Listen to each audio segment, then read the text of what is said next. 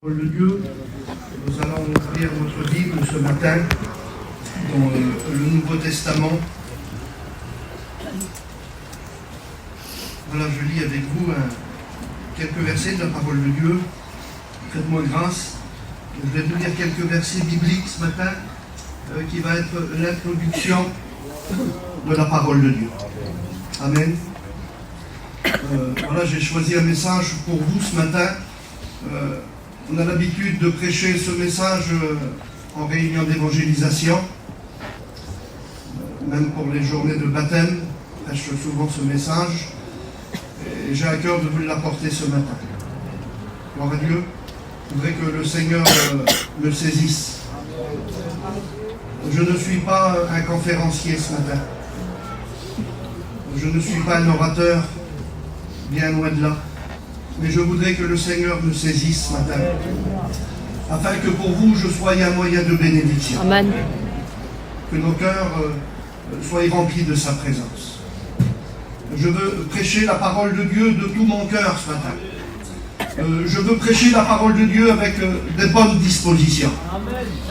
Et je ne vous le cache pas ce matin, parce que ça peut arriver de prêcher avec des mauvaises dispositions du cœur.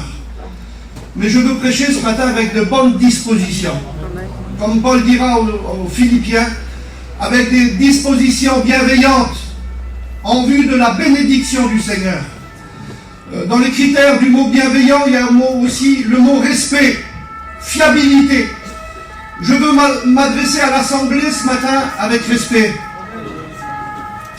On a un éditoire à respecter ce matin.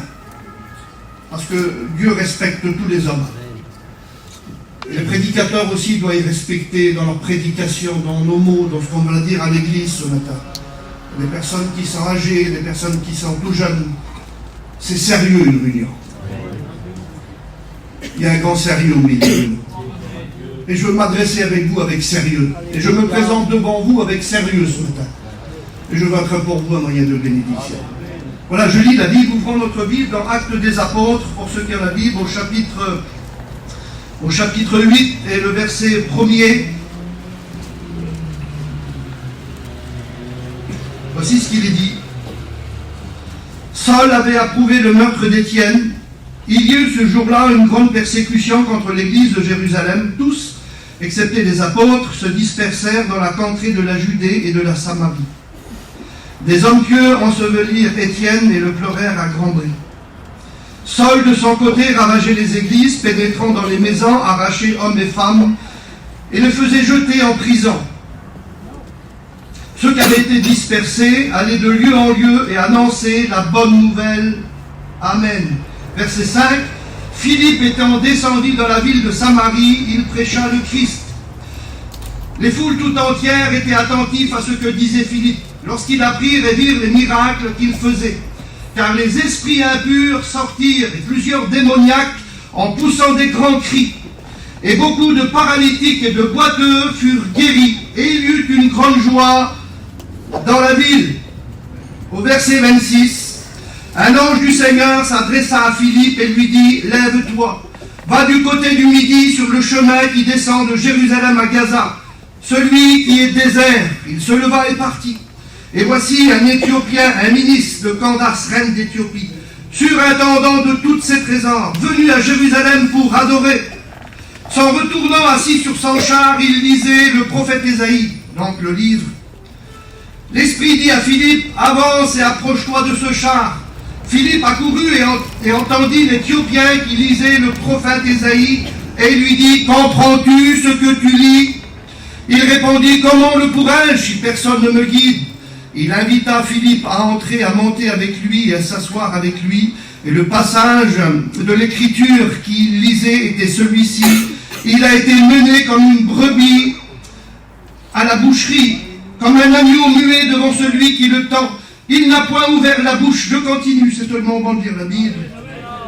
Dans son humiliation, son jugement a été levé.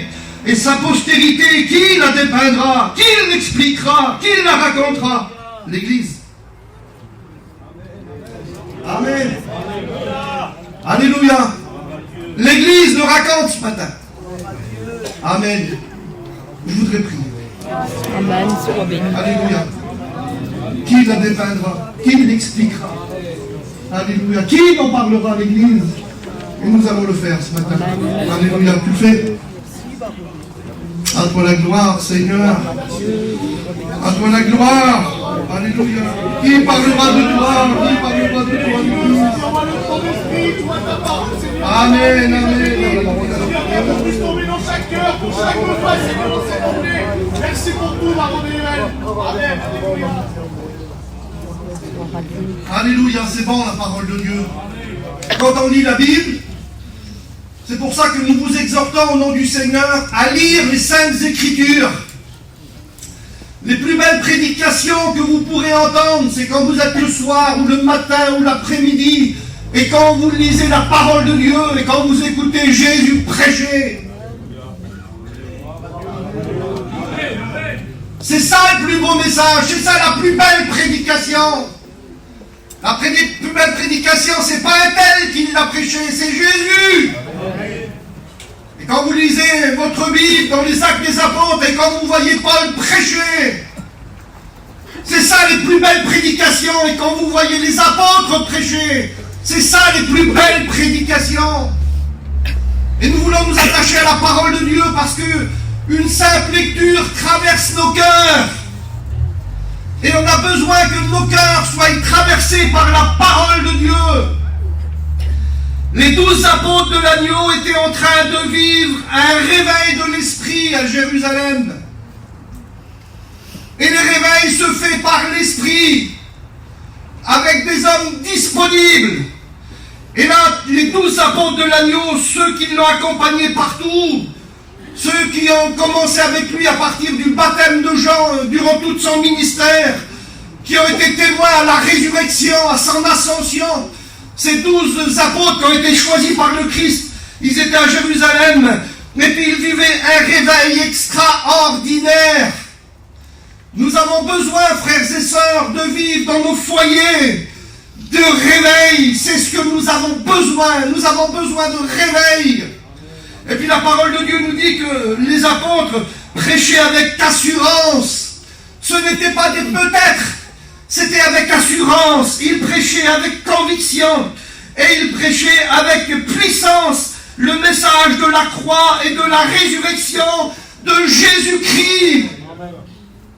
Et ils étaient remplis du Saint-Esprit pour prêcher ce message. Et ce message a bouleversé Jérusalem. Avec ce message, tout l'Empire romain a été bouleversé. Avec ce message, le monde entier a été bouleversé. Avec ce message, la mort de Jésus à la croix du Calvaire et sa résurrection, notre peuple a été bouleversé par ce message.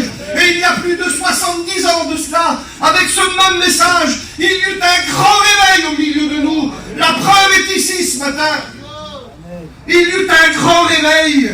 Et puis quand les apôtres prêchaient, la parole de Dieu nous dit que les chefs religieux, les sanédrins, les sacrificateurs, les scribes, ils étaient étonnés dans leur cœur de voir les apôtres prêcher d'une telle façon. Ils voyaient Pierre qui prêchait avec assurance. Et la Bible nous dit qu'ils étaient étonnés, que sachant que c'était des hommes du peuple, sans instruction, ils n'avaient pas fait de grandes écoles. C'était des pêcheurs de métier. Ils n'avaient pas été dans les grandes écoles rabbiniques de Jérusalem. Ils n'avaient pas été élevés au pied de Gamaliel. C'était des pêcheurs de métier.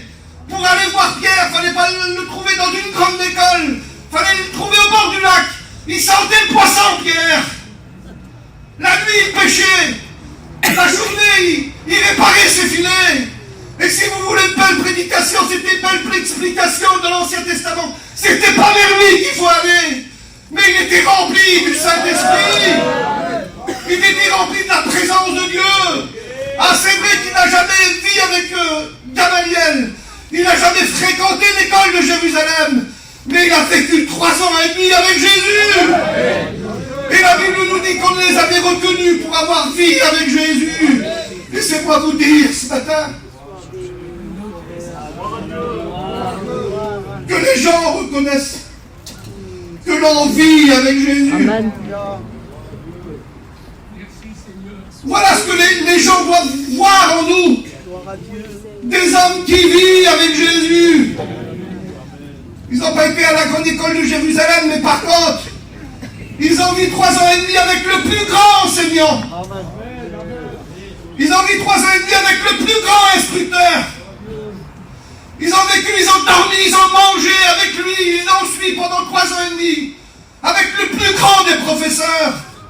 Nicodème a dit, nous savons que tu es un docteur. Nous savons que tu es un enseignant, mais venu de Dieu. Gamaliel avait été enseigné par Hillel. Mais Jésus est le Fils de Dieu. Il est la parole faite chair. C'est lui la parole. On ne pouvait pas être à la meilleure école qu'être à l'école de Jésus.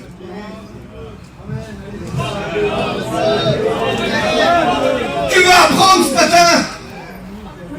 C'est à l'école de Jésus qu'il faut être. Merci Seigneur pour notre école biblique. Que Dieu bénisse notre école biblique. Mais notre école biblique, elle est au pied de Jésus. Et là, ils sont au pied de Jésus. Mais des hommes qui sont le poisson, ils sont au pied de Jésus. Et ils bouleversent Jérusalem. Alléluia. Que le nom du Seigneur soit béni. Que le nom du Seigneur soit glorifié. Le plus grand rabbin, le plus grand docteur, le plus grand enseignant, le plus grand, il s'appelle Jésus. Amen. Et la Bible dit que les apôtres rendaient avec beaucoup de force témoignage de la résurrection de Jésus et une grande grâce reposait sur eux. Les malades étaient guéris. Quand Pierre passait dans les rues, son nom couvrait les malades étaient guéris. On amenait toutes sortes de personnes avec des liens impossibles à délier, mais des liens qu'on n'avait jamais déliés à Jérusalem, et ni ailleurs. Et on venait devant les serviteurs de Dieu, ils étaient remplis de la grâce et du Saint-Esprit, et ils prêchaient avec puissance le nom du Seigneur. Et il y eut un grand bouleversement à Jérusalem. La Bible dit que le nombre des disciples augmentait à Jérusalem. Et même les sacrificateurs sont venus à la grâce de Dieu.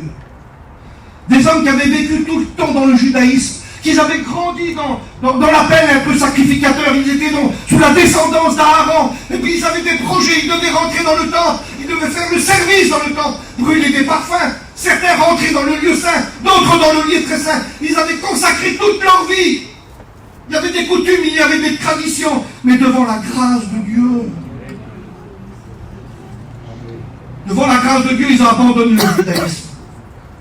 Ils se tournent du judaïsme, c'est fini le temple. Comment c'est fini le temple? On a trouvé un meilleur temple. Alléluia. On a trouvé le Fils de Dieu. Et là, les sacrificateurs se tournent vers le Seigneur, se tournent vers la grâce de Dieu, et ils viennent vers Jésus, ils demandent pardon, ils sont bouleversés. Les apôtres convoquèrent toute la multitude, tout le monde se convertissait. Il y avait un grand réveil à Jérusalem. Vous n'aspirez pas à un réveil chez vous? Vous n'aspirez pas à la grâce de Dieu chez vous? Je ne prêche pas la théorie ce matin. Je prêche la puissance du Saint-Esprit. Nous avons besoin que le Seigneur vienne bousculer nos vies, que Dieu vienne bousculer nos foyers, qui nous remue, vous savez, comme l'ange qui est venu vers Élie. Mais il dit, que fais-tu ici? Mais bouge, mon Dieu, arrête de rester ici, arrête d'avoir de telles pensées, arrête de l'avoir finir avec ta vie, arrête, tu vas abandonner, mais c'est pas fini pour toi. Il faut que Dieu vienne bousculer nos cœurs, mes frères. Il faut qu'il vienne bousculer nos ministères. Il vient que le Seigneur vienne toucher nos enfants, nous aspirant à la bénédiction. Le diable voudrait nous endormir, le diable nous peint des tableaux, mais c'est pas pour nous tout cela. La volonté de Dieu est devant nous. Nous avons besoin de nous attacher. Laissons-nous pas rouler par le diable, laissons-nous pas prendre par le monde. Le monde nous veut, mais on ne veut pas. Le monde nous appelle, on ne viendra jamais. Nous voulons obéir à la paix de Christ. Alléluia. Nous voulons obéir à sa parole. Nous voulons nous dépouiller des œuvres des ténèbres, dit la parole de Dieu. Nous voulons marcher vers le Seigneur. Jésus revient bientôt. Et nous voulons nous attacher à sa parole.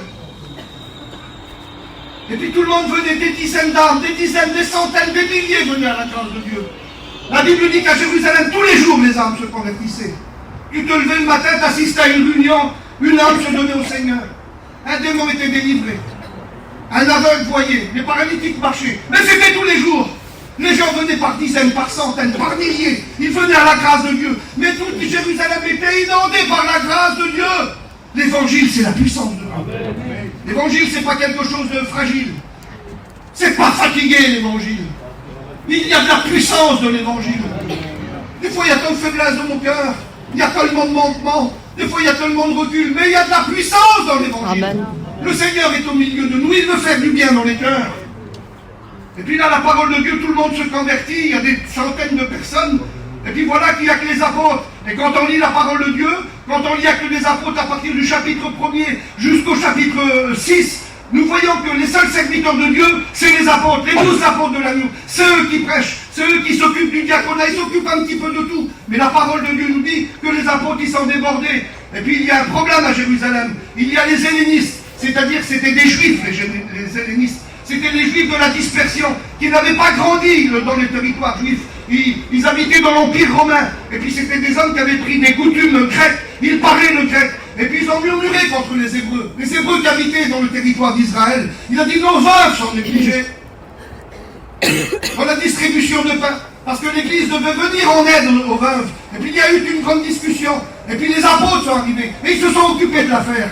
Bon, il dit voilà, on va choisir parmi toute la multitude. Ils convoquèrent tous les chrétiens de Jérusalem. Mais il y en avait des milliers, mes frères. Il y avait des milliers de chrétiens. Parce que quand Pierre il a prêché, il y en a eu 3000. Bien sûr qu'il y avait ceux qui venaient à Jérusalem pour adorer, c'était la fête de la Pentecôte, il y en a beaucoup qui sont repartis, mais le réveil ne s'est pas arrêté là. Après, il y en a eu 5000. Et tous les jours, ça se convertissait. Pendant des mois, les gens se convertissaient. Alors, il y a eu des centaines et des centaines de chrétiens. Mais parmi ces chrétiens-là, il fallait faire un choix. Il fallait choisir des diacres, au nombre de 7. Et les apôtres vont dire, choisissez parmi vous 7 frères qui vont servir aux tables. Ça va être les diacres. C'est l'institution des diacres dans la parole de Dieu. Alors la Bible nous dit, mes frères, qu'il faut choisir 7 hommes. Mais il y a des critères. Et les critères pour choisir ces hommes-là, c'est quoi les critères? Alors il faut que ces frères-là puissent avoir un bon témoignage. C'est pas facile. Il y a des milliers de personnes. Peut-être 5 000, peut-être 10 000, peut-être 15 000. Mais qui choisir? Ben, si je choisis Johnny, ben, peut-être que ça ne va pas plaire à lui. Lui, il veut être diacre là-bas. Qui veut être diacre? Ben, tout le monde se lève. C'est difficile. Choisir 7 diacres sur 10 000 personnes. Alors qu'est-ce qu'on va faire? Alors il faut faire un choix. Il faut donner des critères. Mes frères, il y a des critères dans la parole. Il y a des critères, c'est très important. Alors il faut en choisir 7. Alors voici les critères. Il faut de qui il en rende un bon témoignage. Il faut déjà que ce chrétien-là soit un chrétien authentique. Il faut que ce chrétien-là soit un chrétien vrai. Il faut que ce chrétien-là puisse avoir une vraie vie avec le Seigneur. Il faut que ce chrétien-là ne soit pas un doublant. Il faut que ce chrétien-là ne soit pas un chrétien d'apparence. Il faut qu'il ait un bon témoignage. On dit de Barnabas, vous savez mes frères, derrière un grand homme de Dieu, il y a toujours un grand témoignage. Et c'est ça ce qui est important dans la vie d'un chrétien, c'est son témoignage. Alléluia. La parole de Dieu nous dit de Barnabas que Barnabas était un homme de bien. Amen. Barnabas était un homme de bien. C'est quoi un homme de bien? La parole de Dieu nous dit dans le terme biblique, un homme de bien, c'était un homme qui était utile. C'était un homme qui était bon. C'était un homme qui était agréable. C'était un homme qui était droit. C'était un homme qui était honorable. C'était un homme distingué. C'était un homme devant qui on exprimait du respect. Parce que Barnabas, il avait un bon témoignage. Mes frères, que notre témoignage parle plus fort que nos paroles. Il faut que ton témoignage, que ta vie personnelle, que ta vie chez toi, elle porte plus fort que tes paroles. Il faut que ce que nous représentons, mes frères, ce que nous vivons chez nous, puisse avoir beaucoup plus de force que nos paroles. C'est le témoignage. Alors en deuxième, c'est quoi le deuxième critère? Le deuxième critère, il fallait qu'il soit rempli du Saint-Esprit. Bon critère, hein? Bon témoignage, être rempli du Saint-Esprit, ça veut dire quoi être rempli? Il fallait que cet homme-là, ça veut dire complet. Rempli du Saint-Esprit, ça voulait dire qu'on ne pouvait pas mettre autre chose. Fallait qu'en voyant eux des hommes remplis de la grâce et remplis du Saint-Esprit. Il fallait que ce soit des hommes qui se laissent pénétrer par la puissance du Saint-Esprit. Et puis la parole de Dieu nous dit que le troisième critère, il faut que ce soit des hommes de sagesse, des hommes qui marchent dans l'intelligence, des hommes qui reçoivent de eux, qui a une marque de Dieu sur eux. Et puis parmi cette grande foule-là, le démembrement a été assez vite, et puis on n'a trouvé que 7. Et ces 7-là, c'était Étienne, Philippe, Procor, Nicanor, Parmenas, Timon et Nicolas. Et puis voilà que ces 7 hommes-là, ils vont être en charge de l'église du Seigneur. C'est eux qui vont s'occuper de Jérusalem, l'église de Jérusalem. Et puis ils vont faire le service du Seigneur. Et très vite, les chapitres vont passer. Et très vite, ces hommes vont servir le Seigneur. Et par rapport à cette verset biblique, là, par rapport à ces 7 frères, il y a 2 frères qui vont se démarquer. Et les 2 frères qui vont se démarquer, là, c'est Étienne et Philippe. Ils vont servir le Seigneur ensuite dans leur ministère. Des petits diacres qu'on ne voyait pas. Des petits diacres qui travaillaient là, au milieu des centaines de personnes. Ces petits diacres qui étaient en train de servir le Seigneur. Mais c'était des hommes remplis. Ils étaient remplis de l'Esprit. C'était des hommes de témoignage. Vous savez, mes frères, on ne vient pas prédicateur en un coup de doigt. On ne vient pas prédicateur, vous savez, on ne vient pas prédicateur parce qu'on se lève le matin et dit j'ai envie d'être pasteur, moi. On ne passe pas derrière un micro du jour au lendemain. Et c'était ce qui s'est passé dans les Actes des Apôtres. Et on n'a pas mis Philippe tout de suite derrière un micro là. Mais il y a eu une école du témoignage. On a vu en lui une vie livrée. On a vu en lui une vie de l'esprit.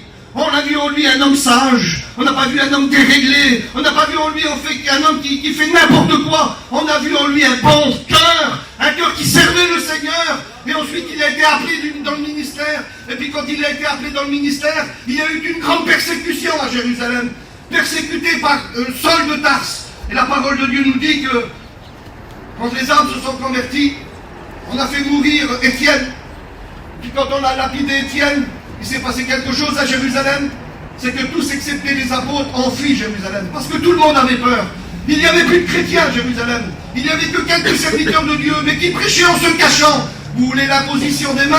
C'était difficile. Vous voulez une réunion à Jérusalem? C'était difficile. Vous voulez rencontrer un pasteur? C'était difficile. Il n'y avait plus de chrétiens. Et tout le monde se sont sauvés. Tout le monde est parti de droite, de gauche. Et la parole de Dieu nous dit que Philippe, il descend à Samarie.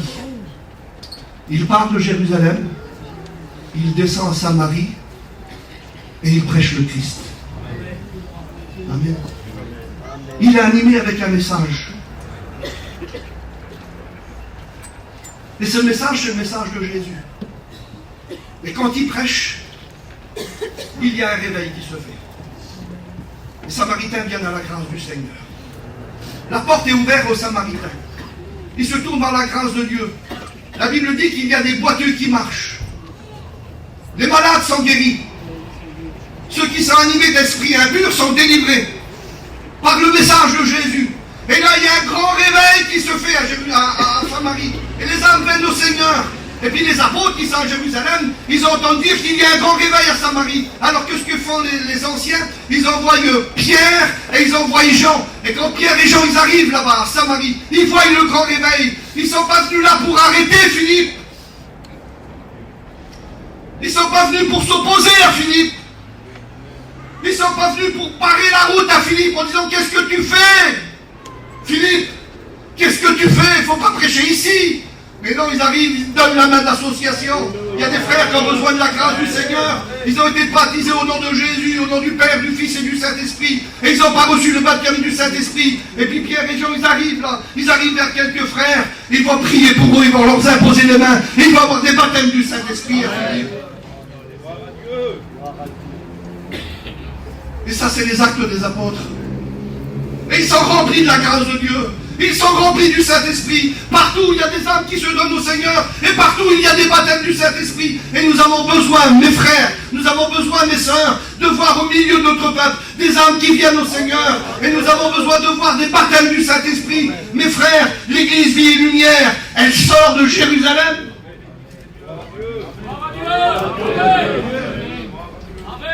On vient des actes des apôtres. On sort de là, nous. Ça veut dire qu'on pratique le baptême du Saint-Esprit. On pratique les dons spirituels. Il y a des baptêmes d'eau au milieu de nous. Il y a des appels au ministère. Nous prêchons la foi. Nous prêchons la guérison. Nous prêchons le retour du Seigneur. Nous sommes l'église de Jérusalem, mes frères. Nous sortons de là. Les hommes consacrés à Jérusalem, on sort de là. Il y en a encore des hommes consacrés. Il y en a encore des hommes qui renoncent. Il y en a encore des hommes qui s'engagent dans l'œuvre de Dieu.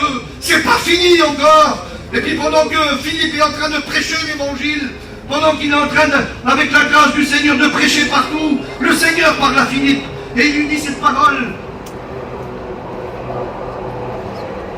Un ange du Seigneur s'adressa à Philippe et lui dit: lève-toi, va du côté du midi, sur le chemin qui descend de Jérusalem à Gaza.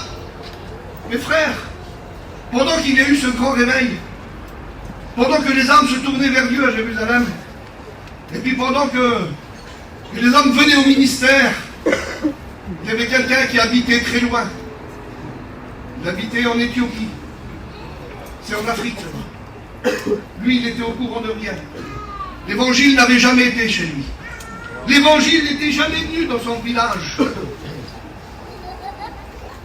À la Pentecôte, quand les âmes sont venues, et puis quand les âmes se sont converties, et quand il y a eu des baptêmes du Saint-Esprit, et quand les Juifs de la dispersion sont repartis dans leur pays, il y en a qui sont partis à Rome, il y en a qui sont partis en Turquie, il y en a qui sont partis en Grèce, il y en a qui sont partis dans la Mésopotamie, en Irak, en Iran et ailleurs.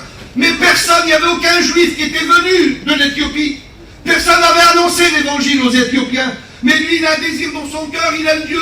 Je ne sais pas qui lui a parlé de Dieu, mais il a un désir dans son cœur, il veut faire un voyage pour Dieu. Il veut aller à Jérusalem, il veut rencontrer Dieu. Alors il fait son pactage, il prépare tout. C'est un homme important, c'est un ministre. Il est surintendant de tous les trésors de la reine. C'est un homme assez important. Lui, il vient à Jérusalem pour adorer. Il aime Dieu, il veut servir Dieu, mais il ne sait pas comment. Il ne sait pas comment. Il est limité dans son cœur. Comment trouver Dieu? Comment servir Dieu? Alors il fait ce voyage-là. Il ne sait pas que Jésus est mort à la croix du Calvaire. Il ne sait pas qu'il est ressuscité. Il ne sait pas qu'il y a une grande persécution à Jérusalem. Il ne connaît pas ces choses. Il ne sait pas ces choses. Il prépare toutes ses affaires. Il fait pratiquement 4000 km pour faire un voyage pour Dieu. Et là, il fait son voyage. Mais ça dure des mois, le voyage, là. 4000 km. En avion, ça va très vite. C'est vrai qu'en char, ça va aussi un peu vite. Parce qu'un char, c'était le moyen de locomotion le plus rapide. Et il fait ce grand voyage. Mais il n'était pas tout seul, il y avait du monde avec lui. Un ministre ne part pas tout seul. Et puis c'est important, c'était tellement un homme important qu'il y avait des serviteurs avec lui. Et puis il fait ce grand voyage, il va pour rencontrer Dieu. Que c'est beau, mes frères. Quand un homme veut rencontrer Dieu, veux-tu rencontrer Dieu ce matin? Veux-tu le rencontrer dans ton cœur? Voudrais-tu faire une rencontre avec lui? Voudrais-tu le trouver ce matin? Voudrais-tu avoir un moment avec lui? Et puis voilà que le Seigneur est en train de parler à Philippe et lui dit: Philippe, va dans cette rue là-bas, dans ce chemin qui descend de Jérusalem à Gaza, celui qui est désert. Et puis la parole de Dieu nous dit que Philippe, il va. Et puis pendant qu'il va, cet homme-là, il a fait son pèlerinage. Il était à Jérusalem. Il a fait son voyage. Il n'a pas pu rentrer dans le temple. Il y avait 30 tellement de limites, il y avait tellement de barrières devant lui, qu'il n'a pas pu faire son voyage comme il a voulu. Il n'a pas trouvé ce qu'il a voulu. Déçu dans son cœur, il allait repartir, il est reparti, il prenait la direction de son chemin. Mais son voyage était terminé, certainement déçu dans son cœur. Il n'avait pas trouvé ce qu'il était venu chercher. Est-ce que tu l'as trouvé ce matin? Ce que tu es venu chercher? Et puis pendant qu'il cherche là, le Seigneur fait venir vers lui un serviteur de Dieu. Amen. C'est important un serviteur de Dieu, mes frères. C'est un serviteur de Dieu. Quelle importance un serviteur de Dieu. Que c'est précieux un serviteur de Dieu. Que c'est précieux un serviteur de Dieu dans un terrain, dans une famille, dans une région, dans une contrée. Quelle valeur un serviteur de Dieu. Et puis quand il arrive là,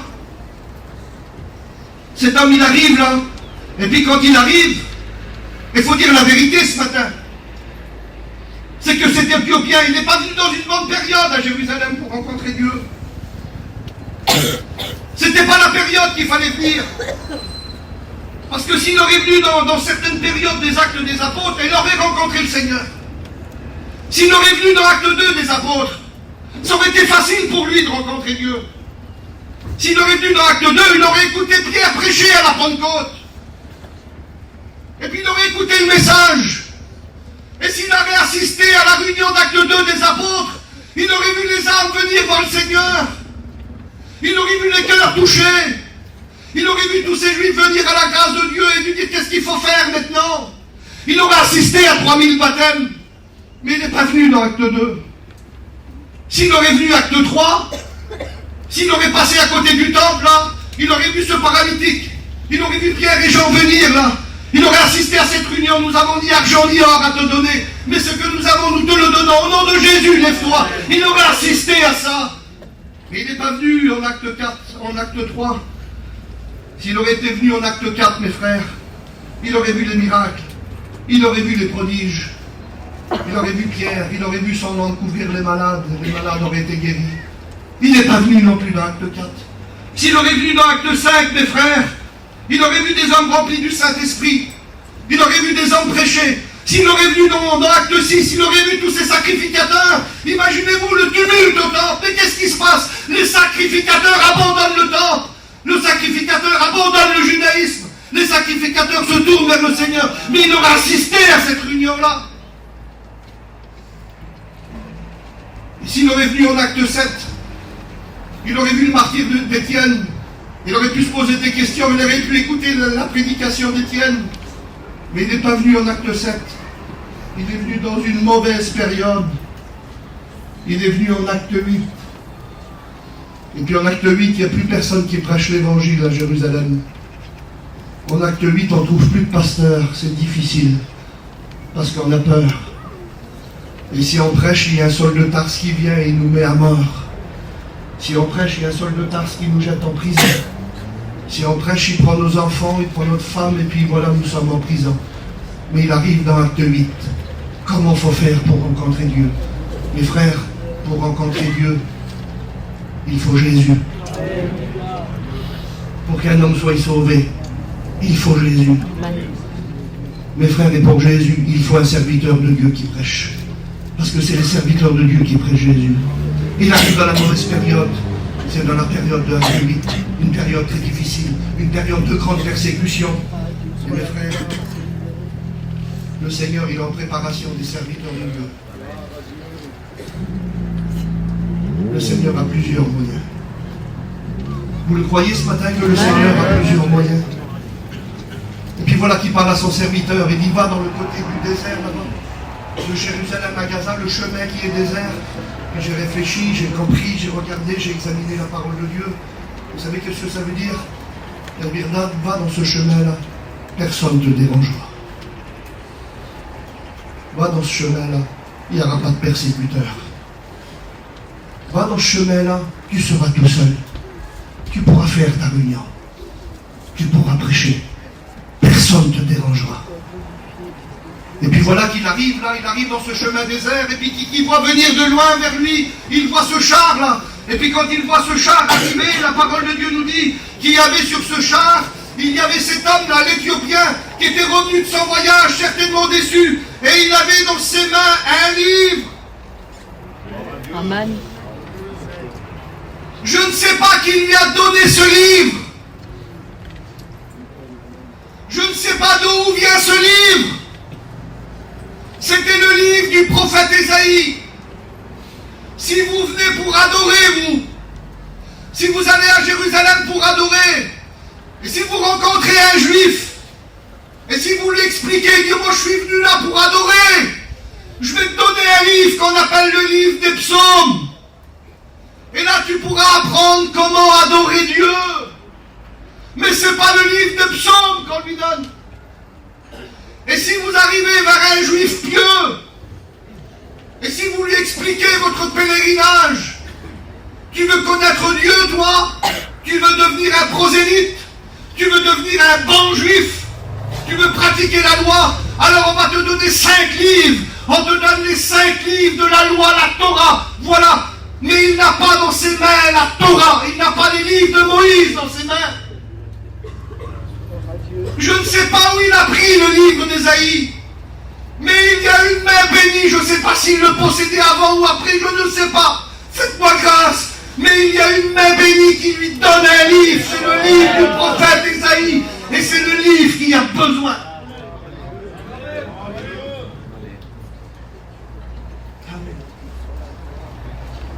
Vous savez comment qu'on appelle Ésaïe?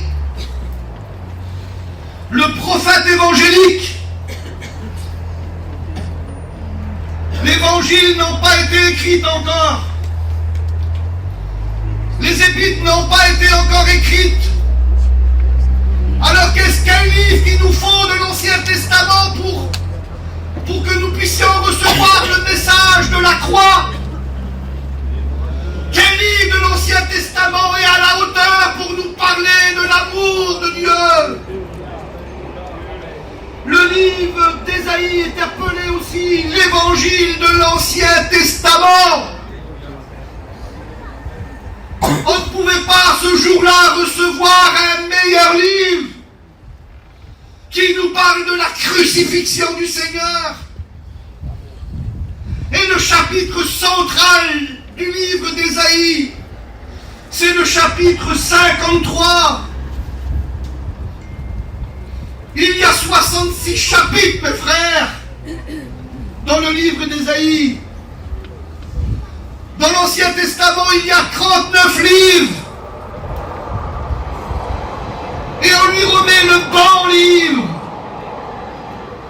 On lui remet la bonne parole. Et voilà que dans les 66 chapitres, il est en train de lire, lui. Il aurait pu lire le premier chapitre, il aurait pu être au 2e chapitre, il aurait pu être au 10e chapitre. Mais quand la Philippe, il arrive là, au moment qu'il arrive, il l'entend lire. Mais le livre d'Ésaïe, mes frères, il a été écrit en hébreu. Et lui, c'est pas un hébreu, c'est un Éthiopien. Mais notre Éthiopien, c'est un ministre.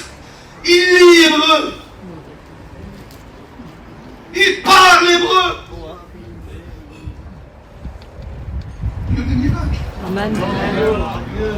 On est devant le Dieu des miracles. Et puis il est en train de lire le chapitre 53 et le verset 7. Moi je vous fais toute la lecture ce matin. On ne pouvait pas trouver un meilleur livre de l'Ancien Testament pour nous parler de l'agneau de Dieu qui ôte le péché du monde, si ce n'est le livre d'Ésaïe, chapitre 53. Il nous dépeint le Messie souffrant. Et notre Éthiopien qui cherche Dieu, qui ne connaît pas Dieu, qui ne connaît pas la nouvelle naissance, qui ne connaît pas le baptême, qui ne connaît pas la crucifixion, qui ne connaît rien du tout, il ne connaît pas la résurrection, il est dans le bon livre, il est au bon endroit, personne ne l'arrêtera. Saul de Tarse est très loin, personne n'est là, il n'y a que lui, son petit groupe et un serviteur de Dieu qui est prêt pour lui. Amen.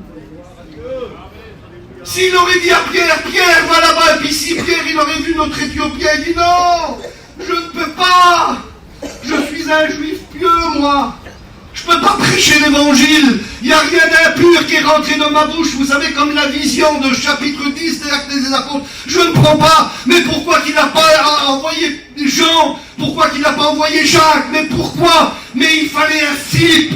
Et Philippe, c'est l'homme de la situation. J'aimerais vous dire, frères et sœurs, acte 1, acte 2, acte 3, acte 6, acte 7. C'est les 12 apôtres de l'agneau, ceux qui ont été choisis par Jésus. Mais mes frères, mes sœurs, il n'y a pas que 12 apôtres de l'agneau. Il y a d'autres serviteurs de Dieu. Il y a d'autres hommes qui sont en préparation, qui sont prêts à faire la volonté de Dieu. Des hommes prêts, des hommes de la situation. Et Philippe, ce jour-là, il est l'homme de la situation. Et mon Éthiopien sur son char, déçu de son voyage, il lit cela. Parce qu'avant d'arriver au chapitre 7, il commence au chapitre 53. Qui y a cru? À ce qui était annoncé, qui a reconnu le bras de l'Éternel. Il s'est élevé devant lui comme une faible plante, comme un rejeton qui sort d'une terre desséchée.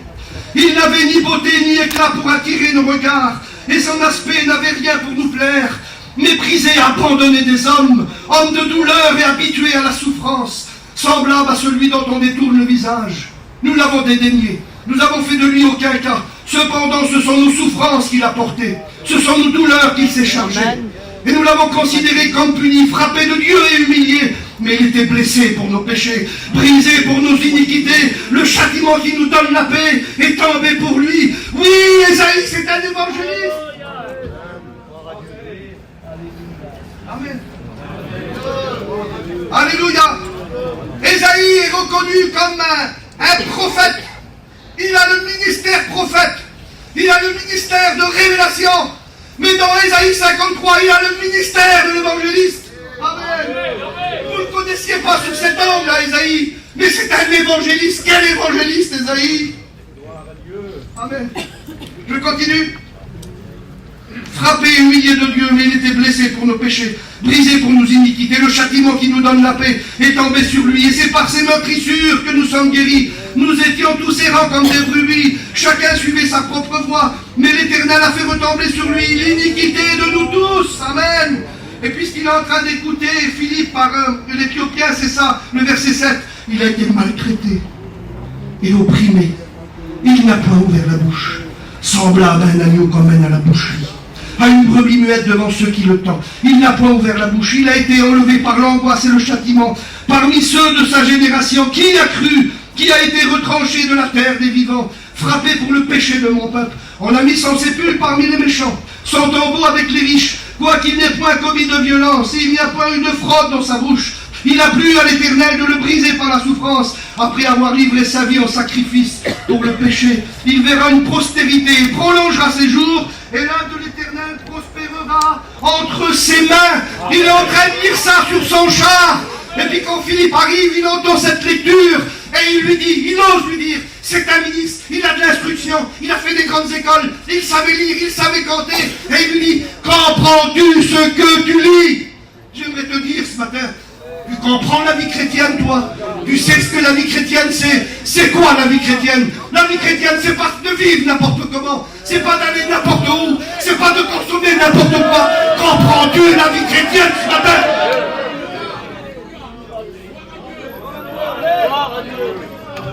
Comprends-tu où tu as mis les pieds dans ta vie? Comprends-tu la façon que tu marches ce matin? Est-ce que tu comprends? Comprends-tu comment tu livres ta vie? Comprends-tu comment il est ton témoignage? Est-ce que tu as compris l'évangile? T'es attiré par autre chose que l'évangile? Est-ce que tu as bien compris? T'aimes pas ces dieux? Est-ce que tu as bien compris ce matin? Il y a de la négligence dans ton cœur. Est-ce que tu as bien compris? Tu as bien compris qui est Jésus? Tu as bien compris le sacrifice? Tu as bien compris le respect que tu dois avoir pour lui ce matin? Tu aimes le monde, tu es partagé, tu es mélangé. Est-ce que tu as bien compris l'évangile ce matin? Mais dis, comprends-tu ce que tu lis là? Mais dis, comment pourrais-je? Tu dis, viens me guider. Viens m'expliquer. T'as compris toi la vie chrétienne? On va te l'expliquer au nom du Seigneur. Parce que tu as bien compris la vie chrétienne. Tu sais ce que c'est la sainteté. Tu sais ce que c'est le renoncement. Tu sais ce que c'est une vie livrée. Tu sais ce que c'est une vie de pardon. Tu pardonnes les autres. Tu sais ce que c'est le pardon. Tu sais ce que c'est les dons spirituels. Tu sais ce que c'est le baptême du Saint-Esprit. Tu sais ce que c'est ressentir sa présence. Tu connais la présence de Dieu. Comprends-tu ce que tu lis? Et puis il l'invite à monter dans son char. Et puis l'Éthiopien lui pose une question. Mais dis-moi, ma fille, je voudrais te poser une question. Il n'y avait pas que Philippe dans le char, vous le prenez. Il y avait le Saint-Esprit dans le char. C'est qu'avant que Philippe était en train de venir, pendant qu'il était sur son char, le Saint-Esprit est en train de lui parler. Et puis la question qu'il pose à Philippe, il dit, Philippe, dis-moi, mais de qui parle le prophète? C'est qui parle? Il dit, il parle de lui ou de quelqu'un d'autre? Il comprenait qu'il y avait quelque chose qui se passait là. Et ce quelqu'un d'autre, c'est Jésus. Tu le connais, toi, ce quelqu'un d'autre. Et la Bible dit que Philippe ouvrant la bouche, et il lui parle de ce quelqu'un d'autre. Alléluia. Il lui parle de Jésus. Il lui parle de la croix. Tu sais pas, il y a quelque temps, quelques années, pas beaucoup d'années, là à Jérusalem, pas loin où tu es venu là, tu es peut-être passé à côté. Il y a une petite montagne là, c'est Golgotha. Dans les murs où tu as passé, tu aurais voulu rentrer dans le temple, tu n'as pas voulu. Toi, la petite rue que tu as passée là, tu as peut-être passé par la porte de Damas. Tu as peut-être passé là, il a passé là, lui, avec la croix. Son dos était labouré. Il avait une couronne d'épines. Il était rempli de crachats. On s'était moqué de lui. Il avait passé la nuit dans le prétoire, on l'avait frappé, on l'avait injurié. On l'a mis sur la croix, on l'a crucifié, on a cloué ses mains, on a cloué ses pieds. Il a resté 6 heures sur la croix. Il a pardonné un brigand. 6 heures après, il est mort. Tu sais ce qu'on a fait? On a pris son corps, on l'a mis à côté, il y a un petit jardin là. Et puis dans le petit jardin, il y avait un tombeau qui était tout neuf. C'était le tombeau de Joseph d'Arimathée. Et on l'a mis là. Mais 3 jours après, tu sais pas ce qui s'est passé. Il est ressuscité. Et il vit, et il est au milieu de nous. Et puis il lui prêche le message. Il lui prêche le message. Il dit, si tu viens à la repentance, il pardonnera ton péché. Qu'est-ce qu'il faut faire? Celui qui croira et qui sera baptisé sera sauvé. Il lui prêche la nouvelle naissance. Il lui prêche l'amour du Seigneur. Et puis ça rentre dans son cœur. Il est en train de comprendre. Il comprend le vrai message. Il est en train de comprendre qu'Ésaïe 53, c'est pas le prophète Ésaïe, mais c'est Jésus, le Fils de Dieu, qui est mort à la croix du Calvaire. Et puis là, à ce moment-là, il rencontre de l'eau. Il n'y a pas d'eau dans le désert. Il n'y a pas d'eau à Jérusalem. Il n'y a que le lac, la source d'eau. C'est le lac en Galilée et c'est le Jourdain. Il n'y a pas d'autre source d'eau. Mais Dieu, il est capable de créer de l'eau là, il n'y en a pas. Il crée des situations bénies. Et pendant qu'il est en train de rouler, il rencontre de l'eau. Et il dit, qu'est-ce qu'empêche que je suis baptisé? Il a tout compris. Il ne connaît pas le baptême, lui. Oui, mais c'est Philippe qui lui prêche le baptême. Il ne connaît pas la nouvelle naissance. Parce que pour être baptisé, il faut être né de nouveau. Mais il comprend à ce moment-là. Parce qu'il lui enseigne la parole de Dieu. Mais qu'est-ce qui empêche que je sois baptisé? Mais il dit, si tu crois qu'il est le Fils de Dieu, cela est possible. Il dit, je crois. Je crois que c'est mon sauveur. Je crois que c'est le Fils de Dieu. Alors il dit, descends. Descendons ensemble.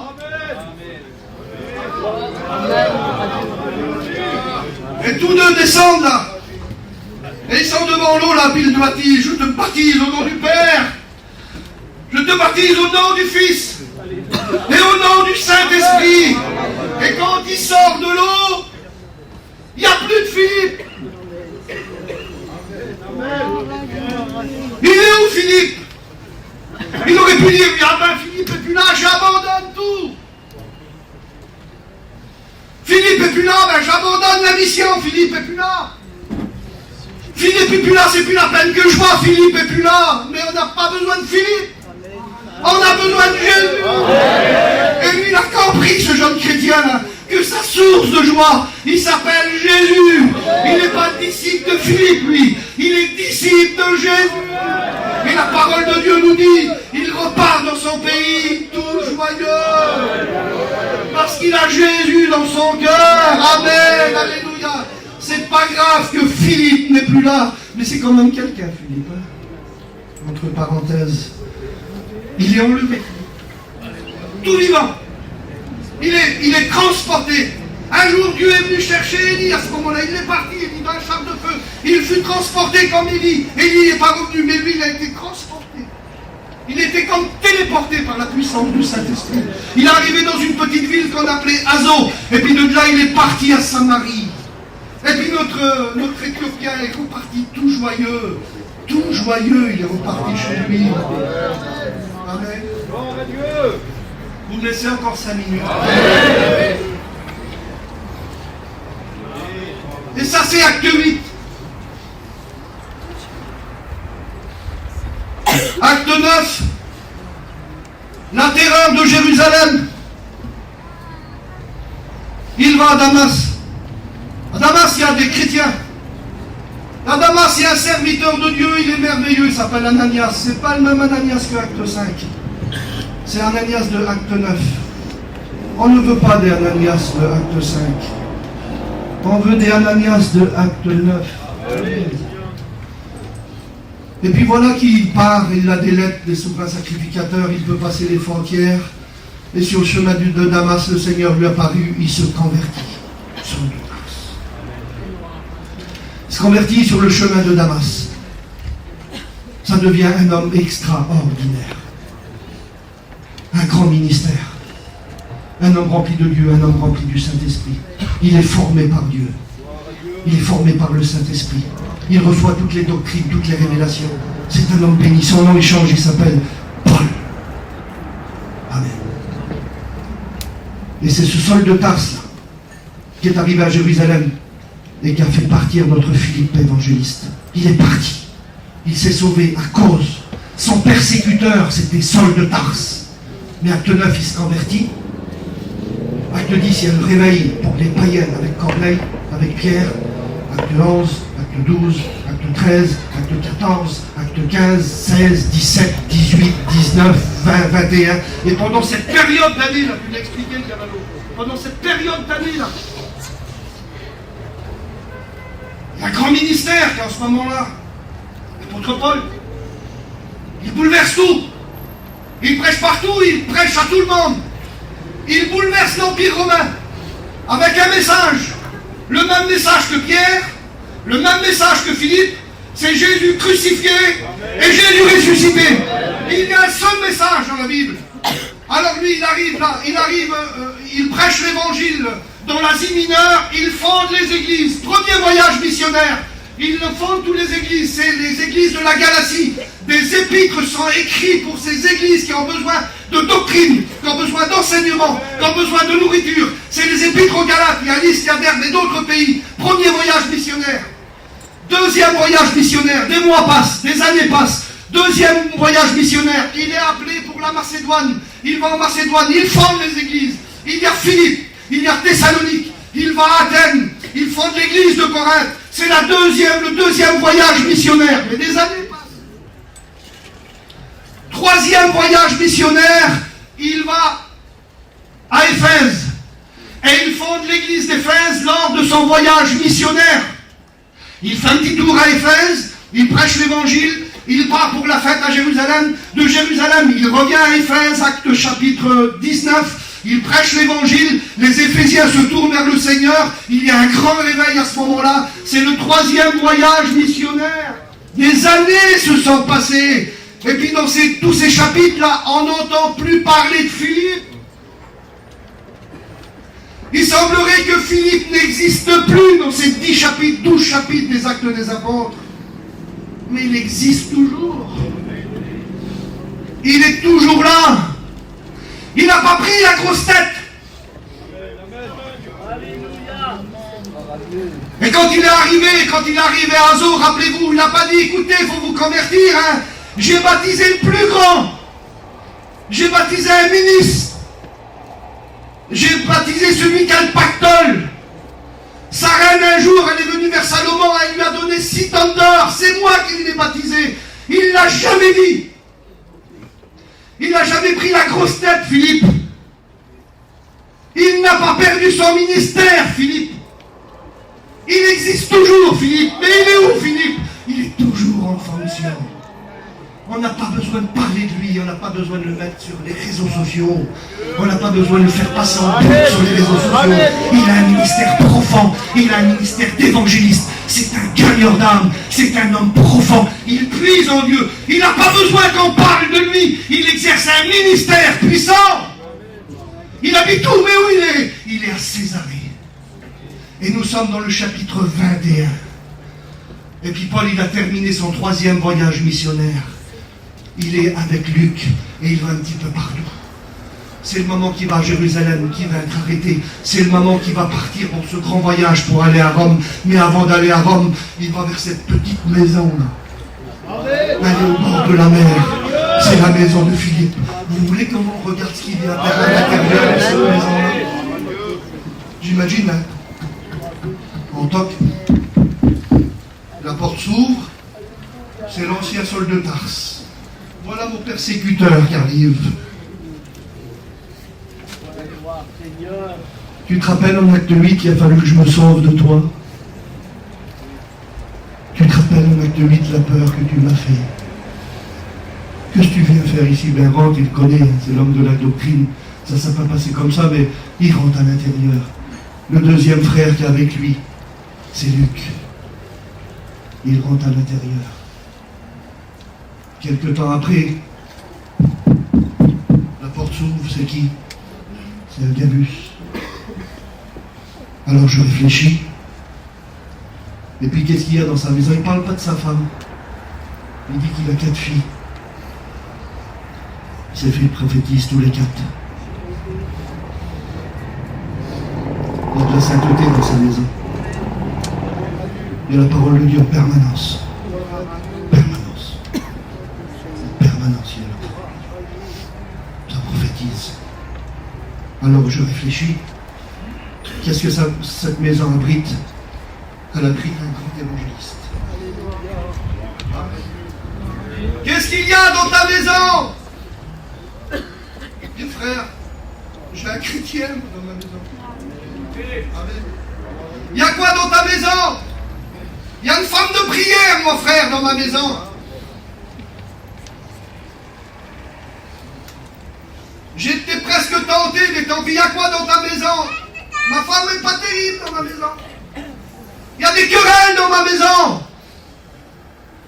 Mon mari n'est pas trop converti dans ma maison. Il y a un petit peu de trafic dans ma maison.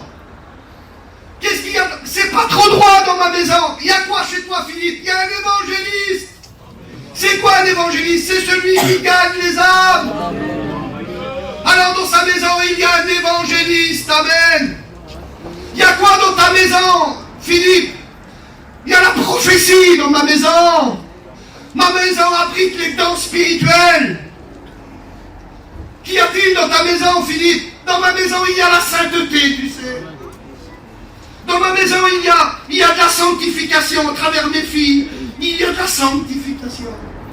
Il marche fidèle avec le Seigneur. Il y a quoi dans ta maison, Philippe? Dans ma maison, il y a 13 épîtres.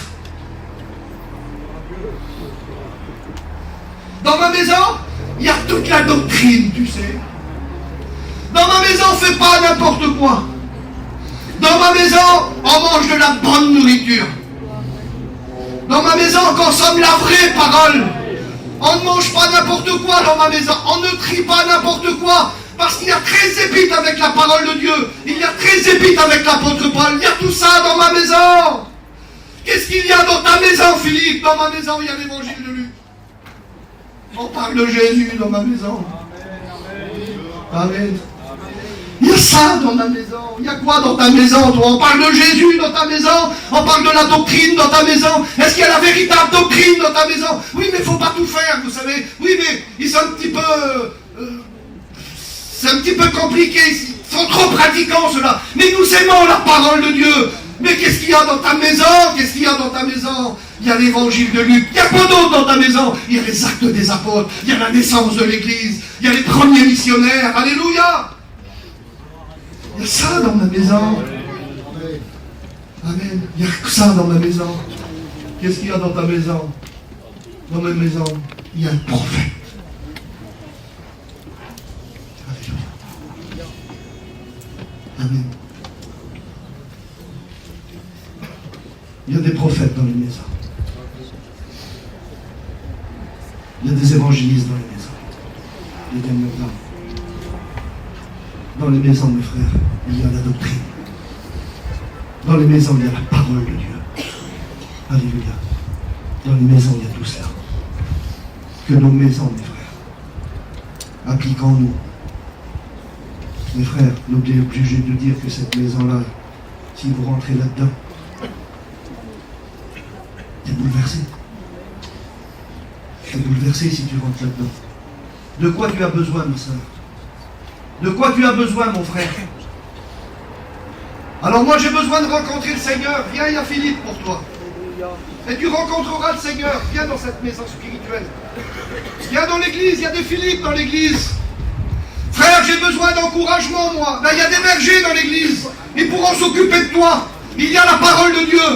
Alors venons ensemble dans la maison du Seigneur. Il y a toute la doctrine, il y a toute la parole de Dieu. Il y a la prophétie. Nous vivons par l'Esprit. Mais au nom du Seigneur, gardons la parole jusqu'à la fin parce que Jésus revient bientôt. On prie le Seigneur.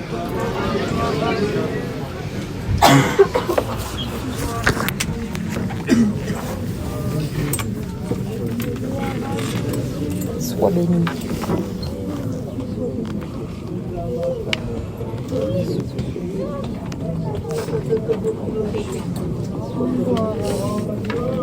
Seigneur, votre grâce.